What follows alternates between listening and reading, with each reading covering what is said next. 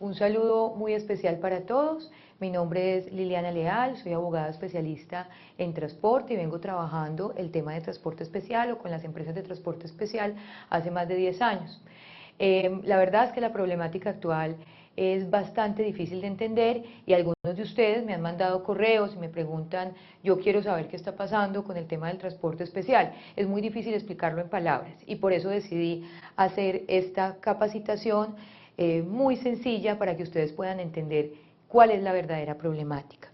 Entonces, esto no es nuevo, esto no es un tema nuevo. Quienes ya llevan mucho tiempo en transporte especial saben que esto ya se venía manejando con el Ministerio desde finales del año 2010. ¿Qué quería el Ministerio? Resulta que, como vamos a observar a continuación, el 174, el decreto 174, que es el que nos rige actualmente parcialmente con algunas modificaciones del decreto 348, que también se le puede llamar el 1079 porque fue compilado ahí en un decreto general de transporte que se llama el 1079, el 174 ya nos decía que nosotros debíamos ser responsables tanto de los conductores como del parque automotor y nos daba unas condiciones en las cuales nosotros, con relación a las cuales nosotros deberíamos prestar un servicio. Entonces, este cambio ha generado como un enredo que no nos permite saber si en realidad debemos hacer inversiones, si debemos comprar, si debemos vender, si debemos adquirir flota, etcétera. Entonces, les voy a explicar al principio todo lo que está pasando en materia legislativa para después contarles qué es lo que yo pienso que hay que hacer en esta materia o qué decisiones son las que se deben tomar o de qué manera se debe abordar el tema del Ministerio de Transporte. Bueno, ahora sí, entremos en materia. Entonces, ¿qué es lo que está pasando con el transporte especial? Lo primero que tenemos que definir es cuál es el papel nuestro como transportadores especiales en todo el sistema de transporte en Colombia. Lo primero que tenemos que mirar acá es que precisamente es un fin del Estado servir a la comunidad, promover la prosperidad general, garantizar los principios y los derechos consagrados en la Constitución. Es decir, el gobierno a través de los servicios públicos, y entre ellos está el servicio público de transporte, debe garantizar la prestación del servicio y que sea continuo, que el servicio nunca tenga ninguna suspensión y que se preste bajo condiciones de calidad y comodidad para el usuario. Los servicios públicos en Colombia son 5, entonces tenemos el transporte es uno de ellos, las telecomunicaciones es otro servicio público, los servicios públicos domiciliarios, agua, luz y teléfono esenciales, el servicio público de salud y el servicio público de educación. Digamos que esos 5 servicios básicos son los servicios que el gobierno nos debe garantizar a nosotros como ciudadanos. Entonces, la primera conclusión, ¿cuál es?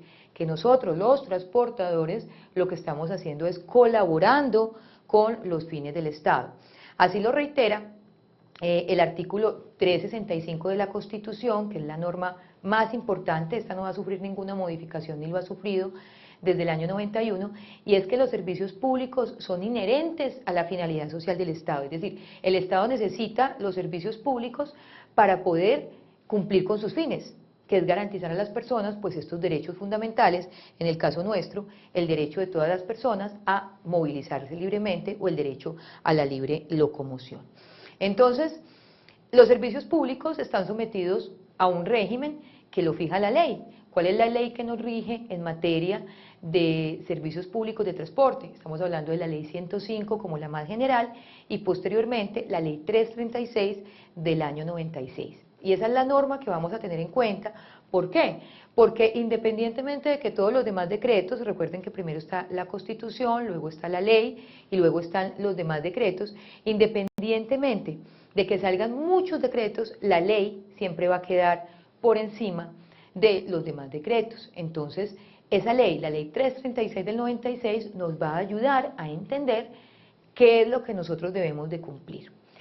La realidad es que tenemos que tener una ley entonces marco y luego dice que los servicios públicos, lo dice el mismo artículo, los servicios públicos estarán sometidos al régimen jurídico que fije la ley, pero podrán ser prestados directamente por el Estado, es decir, el Estado puede decir mañana, venga, que es que yo voy a prestar el servicio público de transporte en cualquiera de las modalidades, o puede ser prestado por particulares. Pero cuando el servicio va a ser prestado por particulares, en este caso por empresas de transporte, ese servicio se debe someter a unas reglas. a unas reglas que todos debemos cumplir. Pero nos dice más abajo que efectivamente el gobierno o el Estado, dice por acá, que mantendrá la regulación, el control y la vigilancia, es decir, que el Estado permanentemente tiene que estar pendiente de que sus servicios se presten de manera adecuada. Entonces, así las cosas, y como lo habíamos dicho anteriormente, pues existen varios sistemas de transporte o varias modalidades de transporte, que aquí las podemos ver de manera clara. Entonces tenemos el transporte de pasajeros, ¿cierto? Que ahorita vamos a hablar más específicamente de él, el transporte de carga, el transporte mixto es una combinación entre pasajeros y carga, más que todos los que transportan en las diferentes veredas, que transportan pues a la persona, al pasajero, pero también pueden transportar bultos o pueden transportar mercancías del pueblo, etcétera. De ese no vamos a hablar. Tampoco hoy vamos a hablar del transporte de carga, no es esa la idea en este momento, sino que vamos a hablar del transporte de pasajeros. Entonces, en cuanto al transporte de pasajeros, tenemos que el transporte de pasajeros puede ser transporte intermunicipal, que es el que va de una terminal a otra terminal, ellos tienen que ir cumpliendo una ruta, ¿cierto? Tenemos el transporte urbano, que el transporte urbano puede ser transporte colectivo, el que vemos en las ciudades, donde yo le pongo la mano al vehículo y a cambio de una suma de dinero, él me debe llevar a un lugar donde dice la tarjeta del vehículo, o transporte de taxis, que yo le pongo la mano o llamo el taxi de cualquier manera, ya sea que lo llame a través de una aplicación, ahorita vamos a hablar también un poquito del tema de las aplicaciones, o que lo llame a través de un teléfono, o que simplemente le ponga la mano al taxista y él me lleve. Eso es transporte urbano individual. Y tenemos el transporte masivo. El transporte masivo entonces es aquel que se está actualmente masificando en Colombia, que es el que tiende a satisfacer necesidades generales de la comunidad, y estamos hablando del metro y de los diferentes sistemas de transporte masivo de las diferentes ciudades que se está integrando al transporte colectivo. Ya entendiendo dónde estamos nosotros parados, podemos darnos cuenta que el transporte especial es una modalidad del transporte de pasajeros que es muy especial. ¿Por qué es muy especial? Porque el transporte especial requiere necesariamente, para poder contratar el servicio, que exista un contrato previo con el usuario, es decir, que de manera anticipada yo ya haya contratado con una empresa de transporte ese servicio y que lo haya hecho mediante un contrato escrito. Bueno, entonces, el transporte especial es una modalidad que requiere muchísima más regulación, porque si nosotros estamos hablando del transporte intermunicipal, pues nosotros sabemos que un vehículo sale de una terminal y llega a otra terminal, y en la terminal cuando sale a ese vehículo intermunicipal, pues se le hacen los controles necesarios para poder verificar el estado del conductor y el estado del vehículo, y ese vehículo va por una ruta. Entonces para la empresa, una empresa de transporte intermunicipal, es muy fácil monitorear ese vehículo porque está en una ruta trazada de la cual no se puede salir, etcétera. Lo mismo sucede con el transporte masivo, pues monitorear un sistema de transporte masivo pues requiere una tecnología, pero es posible saber a qué distancia están los vehículos, si necesito más vehículos para transportar la gente, etcétera. Asimismo sucede con el transporte urbano y el transporte de taxis. Aunque en transporte de taxis, ya sabemos, no sé si ustedes lo sabían, pero el transporte de taxis no se puede salir de determinada área metropolitana o determinado municipio. El transporte especial, en cambio, es demasiado amplio, porque el transporte especial puede utilizar cualquier tipo de vehículos, desde automóviles, desde vehículos muy pequeños hasta vehículos grandes, buses de 40 pasajeros, y puede transitar por todo el territorio nacional sin ninguna limitación. Es decir, una empresa de transporte especial perfectamente puede estar ubicada en una ciudad y prestar el servicio a nivel nacional y tener diferentes sucursales, o incluso no tener sucursales, y puede prestar el servicio en las diferentes ciudades del país. Pero el transporte especial, como les venía contando, tiene dos requisitos esenciales. Esos dos requisitos esenciales no son nuevos. Esos dos requisitos esenciales estaban desde la creación del decreto 174 del 2001, es decir, desde la creación de todos los decretos que regulan el transporte en Colombia, desde el año 2001.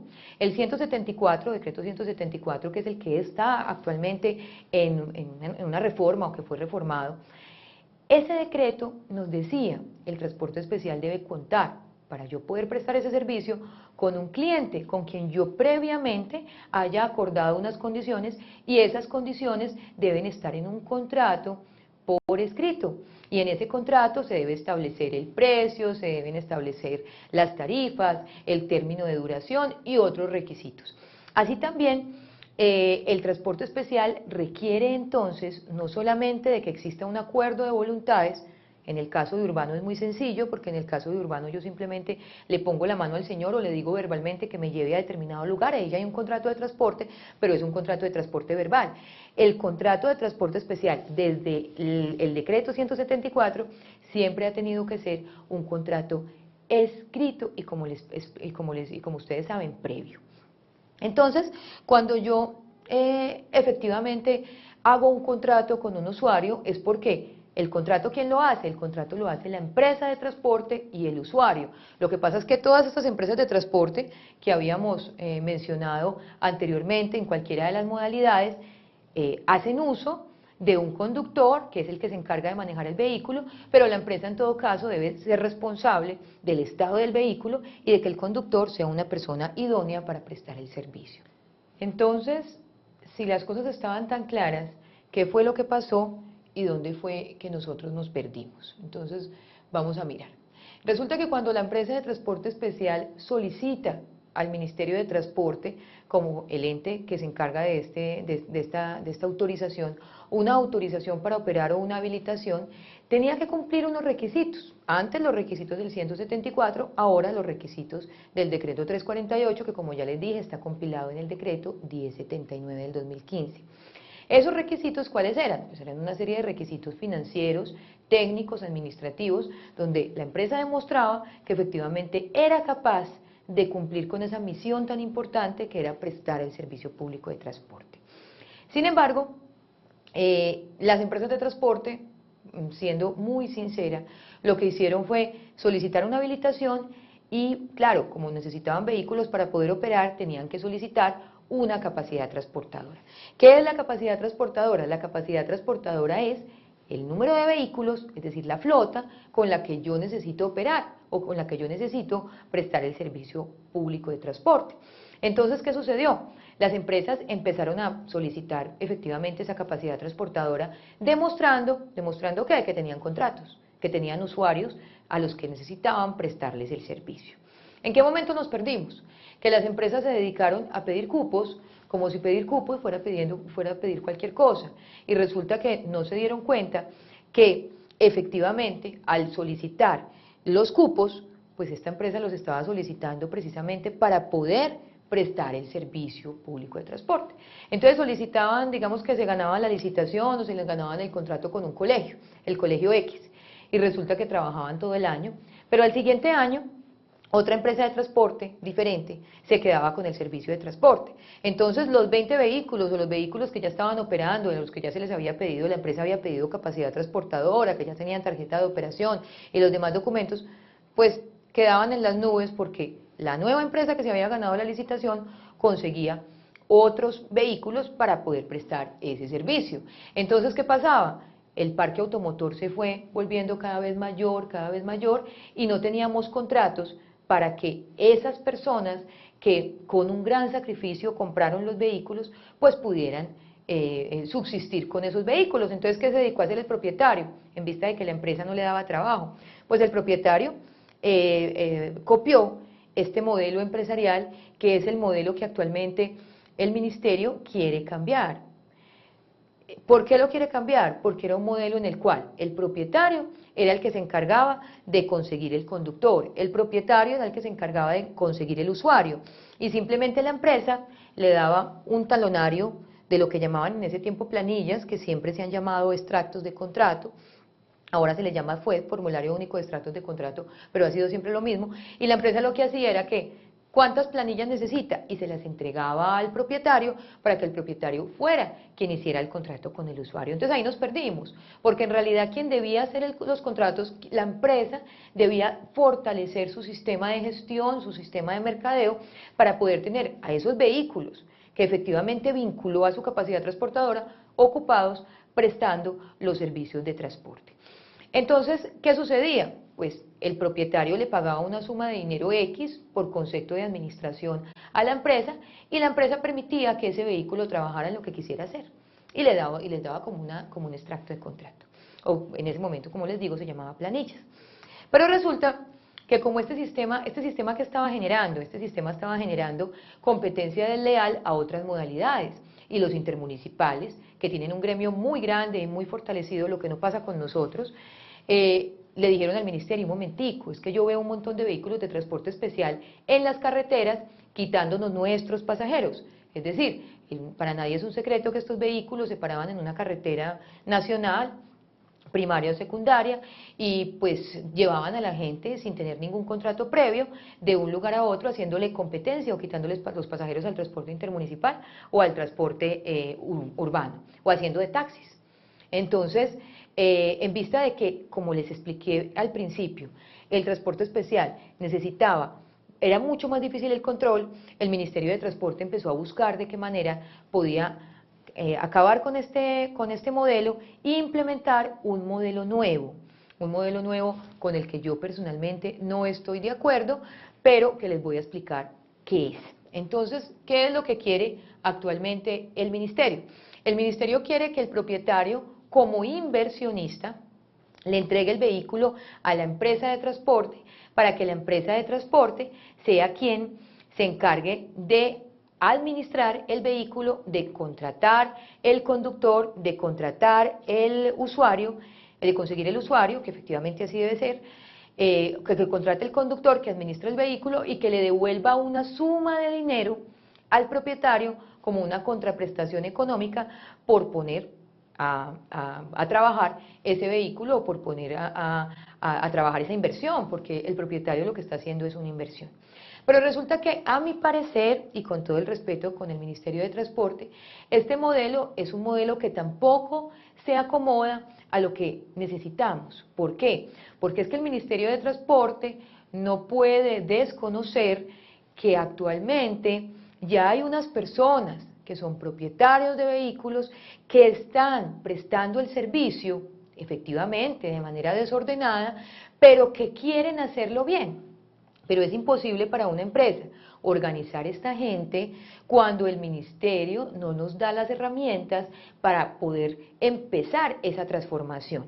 Entonces el ministerio lo que quiere, y me disculpan que así se los diga, el ministerio lo que quiere es coger debajo del tapete, echar a todos los que actualmente están prestando el servicio, hacernos de cuenta que nada pasó y implementar un modelo nuevo donde estos propietarios no tienen ninguna oportunidad.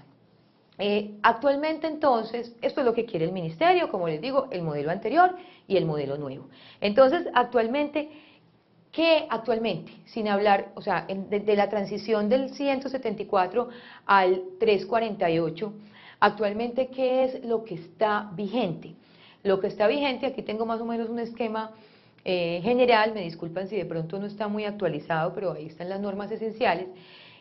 Actualmente nosotros ¿qué debemos cumplir? Nosotros debemos cumplir como empresa de transporte lo que establece el decreto 174 y de a poco vamos a ir entrando en el modelo de administración, ¿sí? Y vamos a ir de a poco saliendo de este modelo nefasto que es el modelo anterior donde la empresa en realidad no prestaba el servicio. El Ministerio de Transporte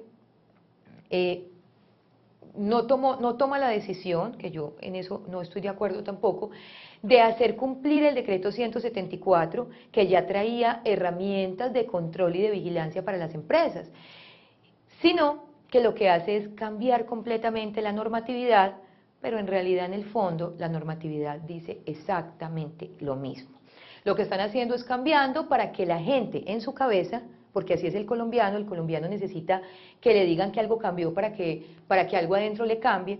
Lo que hizo el ministerio fue decir, vamos a cambiar todo para que la gente sienta que en realidad se está generando un cambio. Pero el cambio se da, pero el cambio no se da cambiando las normas, el cambio se da es capacitando a las personas y dándoles a entender pues qué es lo que está pasando y qué es lo que tienen que cumplir. Yo la verdad me asombro bastante cuando llego a una empresa de transporte y me doy cuenta de que de verdad los gerentes están muy perdidos y yo no los culpo, porque es que ante toda esta ola de información, pues ni siquiera sabemos qué es lo que tenemos que hacer para cumplir y todos los días recibimos ataques de diferentes autoridades y tenemos que estar a toda hora pues defendiéndonos de esos ataques. Bueno, entonces ya teniendo esto claro, vamos a hacer una pequeña explicación muy sencilla porque después en otras capacitaciones podemos ampliar cada uno de los temas de manera precisa. Actualmente, ¿qué es lo que tiene que cumplir la empresa de transporte? Entonces, en este momento, como las empresas no han entrado en el nuevo modelo que propone el 348, que es un modelo de administración total de la flota, actualmente lo que las empresas deben cumplir es lo que está en el decreto 174 y en las normas que han salido para todo el transporte de manera posterior. Entonces, en cuanto a conductores, nosotros como empresa debemos cumplir lo siguiente: tener un programa de control de infracciones. El programa de control de infracciones, del cual después podemos ampliar un poquito más la información sobre este tema, es nada más y nada menos que la manera como la empresa controla la conducta de los conductores en las vías públicas. ¿Cómo se controla? Pues entrando al CIMID, entrando al RUN y verificando qué infracciones ha cometido ese conductor. Pero no es solamente el programa revisar las infracciones y montarlas en un sistema, sino también establecer unos mecanismos para que ese conductor pues no vuelva a cometer esas infracciones, ¿cierto? Es revisar la conducta del conductor en la vía. El programa de control de infracciones también incluye, porque así lo establece el artículo 17 de la Ley 1383 del 2013, que reformó el Código Nacional de Tránsito, también establece que la empresa debe verificar que la licencia de conducción del conductor no esté suspendida ni esté cancelada. Recuerden que hay una causal de suspensión, que es que cuando se repite la misma infracción en el término de 6 meses, la licencia la pueden suspender, o incluso suspender por embriaguez, porque estaba manejando otro vehículo, no necesariamente el vehículo de servicio público, y entonces le pueden suspender la licencia de motocicleta porque iba en su motocicleta o en su vehículo particular, pero también le suspenden todas las licencias que tenga, incluyendo la licencia de transporte público. Entonces, las empresas deben controlar la conducta de ese conductor y verificar que su licencia siempre esté vigente. Está el programa de capacitación. El programa de capacitación no se radica, pero la empresa lo tiene que tener y lo tiene que cumplir. Después haremos una explicación más profunda de lo que el programa de capacitación debe contener como mínimo. ¿De dónde saca uno la conclusión de que debe contener un programa de capacitación? Pues de las diferentes normas que tiene el sector. Entonces ahí vamos a verificar cuáles son esas capacitaciones obligatorias. Debemos tener un sistema de gestión de la seguridad, que no es nada diferente al sistema que antes se llamaba sistema de salud ocupacional. Así los conductores estén contratados directamente por la empresa o estén contratados por servicios. La única manera de contratar los conductores, que este tema también lo ampliaremos posteriormente, de contratar los conductores es, ya sea por servicios como trabajadores independientes, ¿sí?, donde la empresa es la que paga la ARL, ¿sí?, o como trabajadores de la empresa, como empleados de la empresa. Entonces, este tema también lo ampliaremos posteriormente, pero sea por servicios o sea laboral, usted debe tener un programa de salud en el trabajo para todas las personas que le prestan servicios. También, adicional a eso, se tiene que contar con un programa de mantenimiento preventivo y correctivo. Eso es, no sé si se acuerdan, de la resolución 315 del 2013, que establece que nosotros tenemos que tener unos sistemas para que ese vehículo esté en perfectas condiciones. Entonces, cuando a mí me preguntan qué debo cumplir, yo como empresa de transporte, pues es muy sencillo: controle el conductor y controle el vehículo, que son los dos elementos sin los cuales usted no puede prestar el servicio. Con todo eso, con lo que les acabo de contar, se elabora lo que llamamos actualmente el Plan Estratégico de Seguridad Vial.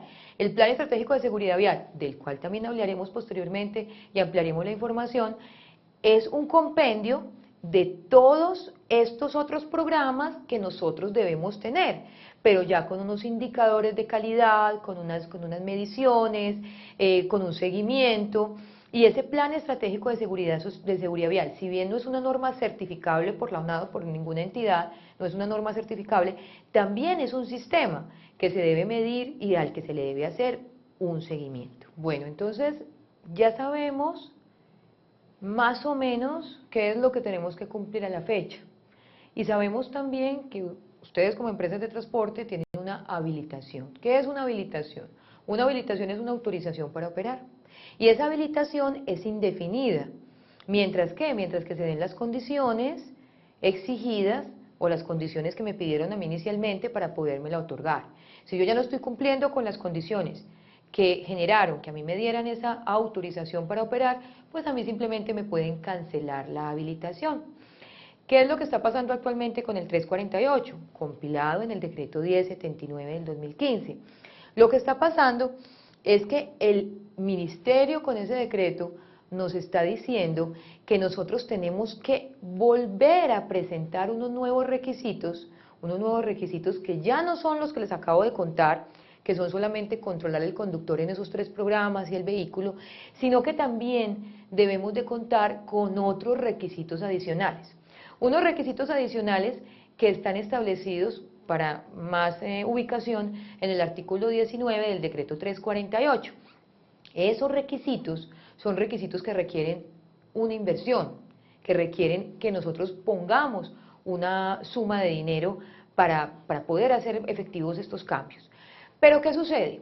El Ministerio de Transporte me está diciendo, hay unas actividades a corto plazo, hay unas actividades a mediano plazo y hay unas actividades que usted como empresa debe hacer a largo plazo. Primero, el contrato de administración de flota del vehículo, no se debe firmar en este momento, salvo que la empresa efectivamente quiera comenzar a operar con el modelo de administración donde el propietario me entrega el vehículo a mí como empresa y yo me encargo de administrarlo, ponerlo a trabajar, poner el conductor, realizar todo el tema de mantenimiento y después devolverle una suma de dinero al propietario del vehículo. Las empresas que ya quieran tener ese sistema lo pueden empezar y lo pueden ir implementando y pueden ir firmando los contratos de administración de flota. Pero lo ideal, ¿qué es? Lo ideal es que las empresas a mediano plazo o a corto plazo, porque ya todo esto está encima, empiecen a determinar, a hacer un análisis verdadero de su flota, a mirar con cuántos vehículos están operando, cuáles son los modelos, en realidad si son competitivos, si tienen que establecer sistemas para que ese propietario cambie el vehículo por uno mejor, o si definitivamente hay unos propietarios que no quieren cumplir, que no se ubican, que no sabemos dónde están, pues tienen que iniciar con unos procesos de desvinculación para poder saber con qué vehículos vamos a quedar, con quiénes vamos a quedar y sobre esos propietarios empezar a realizar un trabajo de capacitación. Hay un tema que me parece muy importante y es la suspensión de la entrada de nuevos vehículos al parque automotor de las empresas de transporte especial. ¿Por qué? Porque nosotros en este momento tenemos suspendida la entrada de vehículos, por lo tanto, los vehículos que hay actualmente en el país son los que deben prestar el servicio. Si la persona quiere comprar un vehículo de mejor modelo, pues tiene que chatarrizar el que tiene para poder comprar un mejor modelo o un vehículo completamente nuevo. De ese tema también hablaremos posteriormente, pero quería hacer una introducción al menos en esa parte. Entonces, ¿qué pasa actualmente?